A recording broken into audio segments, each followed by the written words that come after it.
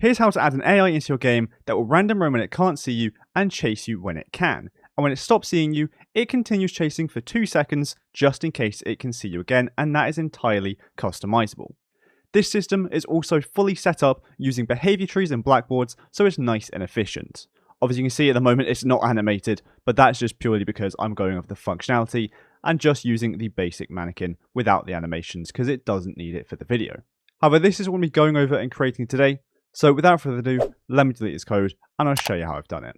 So the first thing we want to do is we want to actually create our behavior tree and our blackboard. So I'm going to hit Control Space to open up my content browser, right click, go to Artificial Intelligence and create a blackboard first. I'm going to call this BB for blackboard, underscore, and then whatever you want this AI to be called.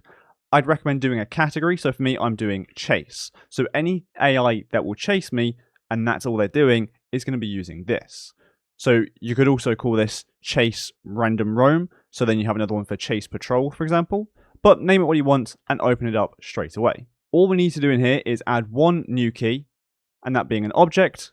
And we're going to name this target. So it knows who it is and what it is that it should be chasing. What we can also do is open the drop-down menu of key type and set the base class to character. As I know for me, I'm only going to be telling it to chase characters, but if it's a pawn for you, set it to pawn, or if it could be multiple things, then you don't need to set it. We're then going to close this, open our content browser again, and then right click, go to Artificial Intelligence, and create a behavior tree. I'm going to name this one BT for behavior tree, and underscore the same thing I named my blackboard, so for me, that is chase. If we open this up straight away, you should see that the blackboard asset that we created just now has been added in automatically. If it hasn't, then just simply add in BB chase or whatever it is that you named it. And then on the left here, on the main screen for our actual behavior tree, we're going to come out the bottom of the root and get a sequence. I'm going to rename this sequence to can see player, as that is what this is going to be trying to detect for us. And then I'm going to right click on this, add a decorator, and add blackboard. So you can see this now says blackboard based condition. We're going to click on that. And I'm going to rename this to can see player. Sorry, so this one here is can see player. And then the sequence, we're actually going to name to chase player.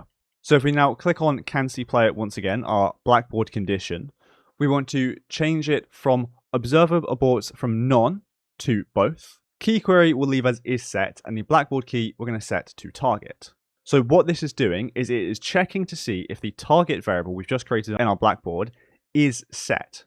If it is, then great, it's going to go off and do what we want underneath our chase player sequence. And if it's not, it is going to then abort this because we've set observer aborts to both.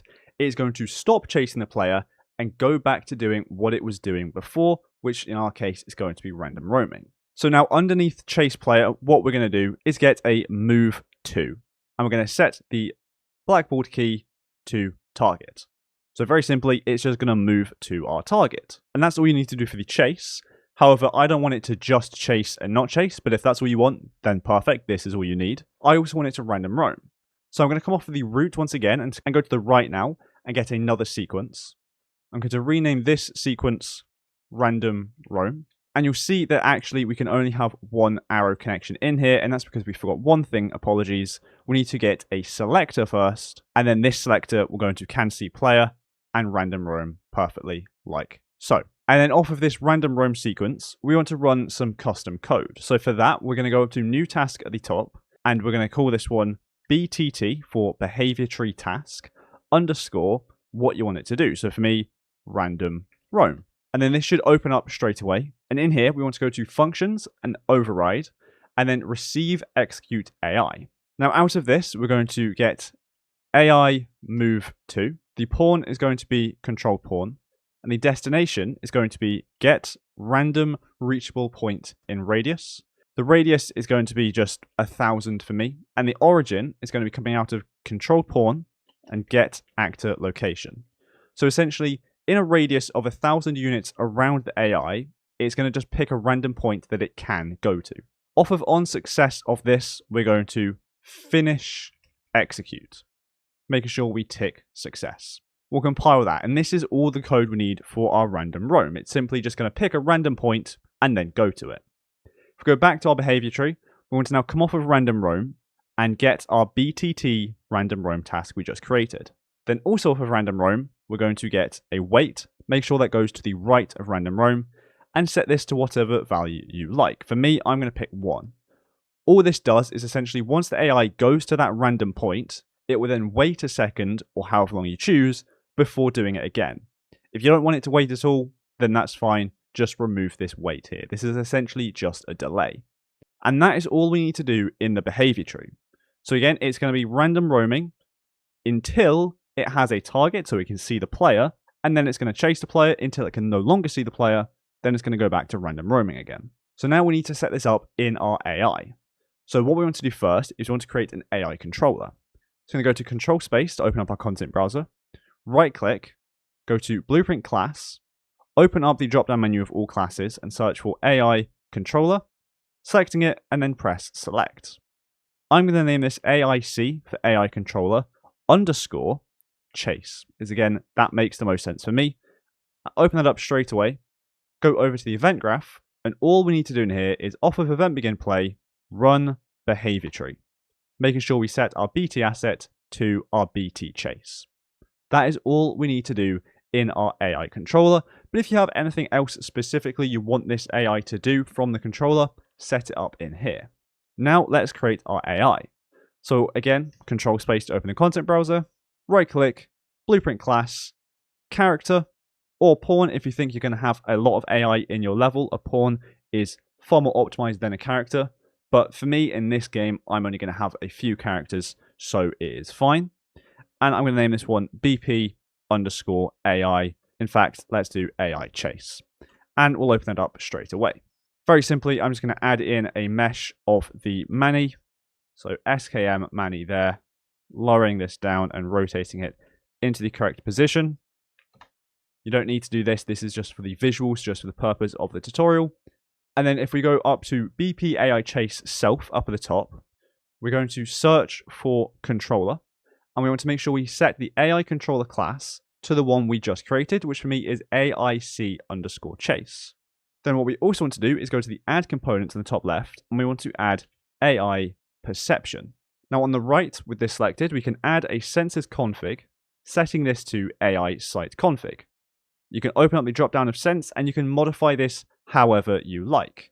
For me, I'm going to leave it at the default values, but you can obviously see you can change the sight radius and the loose sight radius, as well as the peripheral vision and anything else. But again, for me, this is fine. The only thing we do need to change is open up detection by affiliation and tick detect enemies, neutrals, and friendlies. Then also make sure to set the dominant sense to AI sense sight. Now with this still selected, if we scroll all the way down to our events, we can get on target perception updated. Click the plus there to get this event. We're then going to right click on stimulus and split the structure pin. And we want to hold down B and left click to get a branch coming out of stimulus successfully sensed. This here is how we can see if the AI can either see or not see the player. So true means the AI is now looking at the player. False means the AI is no longer looking at the player. And so what we're going to do based on that is obviously set the variable in our Blackboard that we created earlier of target. As again, that is controlling whether or not it is chasing simply on if the target is either valid or not valid. So to do this, what we can do is right click and get Blackboard. And the target is just going to be get a reference to self. And out of the return value of the get Blackboard, we're going to set value as object, connecting that into true like so. Now the object value wants to be whatever this AI is looking at, so we can just come out of actor of the event here. And the key name, we're going to come out and make literal name, making sure we type in the variable exactly as it is. So for me, that is target with a capital T. And this is now going to set that target value, that target key, to whatever actor it is the AI is looking at. So that is going to be perfect. And then the same way, we can just copy the set value as object, going into false, target being the Blackboard, key name being the make literal name, and the object value as nothing.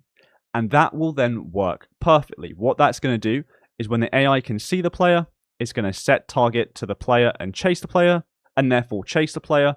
And once they can no longer see the player, we're going to set the value to empty, that means it's no longer valid, so it's no longer going to chase the player and it's going to random roam. However, this is going to instantly stop chasing you the second or the millisecond the AI stops seeing the player. So what I want to do is in actual fact have a slight delay. So I'm going to just move all of this over a little bit to give us a little bit of room. And I'm also going to disconnect out of true and false. Out of false of the branch, I'm going to get a set timer by event.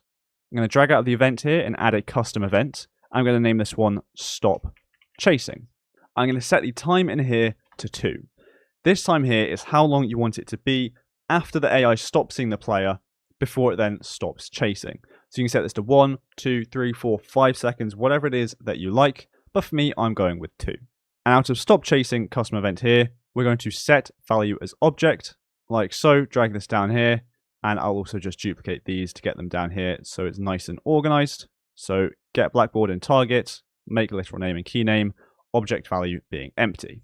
What I'm also going to do, just for the purpose of the tutorial and testing, I'm going to get a print string here that just simply says stop chasing, so we can see on screen when it is working.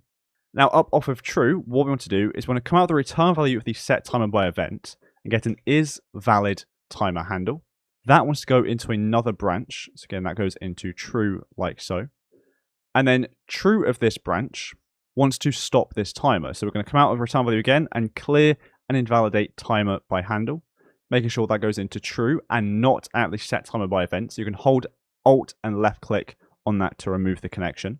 And then after this, we want to then go into set value as object, and false of the branch also wants to go into set value as object as well. So let's tidy this up a little bit so it's looking nice and neat and organized and easier to read, like so. We can double click these lines to get some root nodes as well.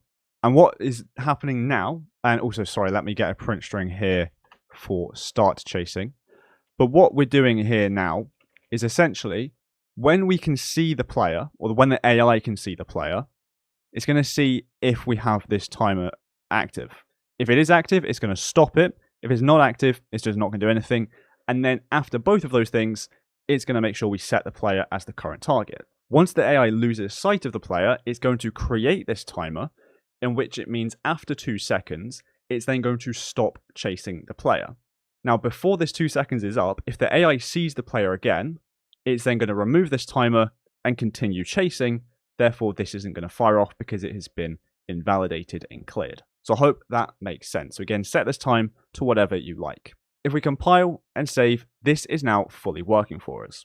What you want to also make sure you do is get a nav mesh bounds into your level. So you go up to the top, nav mesh bounds volume, drag it into your level, and then scale it up to the size you want. And if you hit P, anything that is green, the AI can walk on. Then if we drag our AI into the level, we can see if this works by hitting play. And you can see it's just random roaming about. Top left, it says start chasing because it can now see me.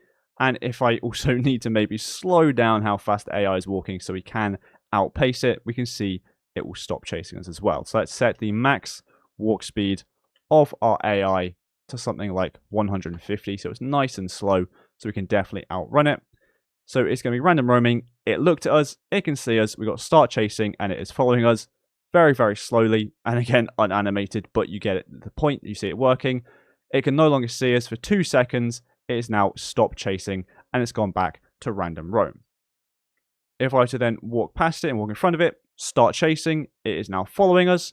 If I were to go out of sight for more than 2 seconds, it will say stop chasing perfectly like this. And if I were to go in sight, hide, less than 2 seconds, back in front, you see it's still chasing like so.